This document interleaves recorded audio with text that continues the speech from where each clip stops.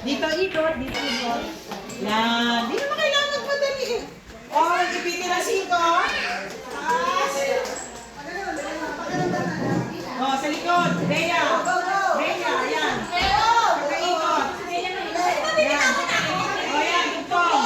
Oh, dugtong ang baby. Taas ang kamay.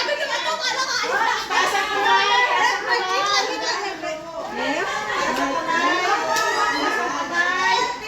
Advantage pala yung malaki yung ano.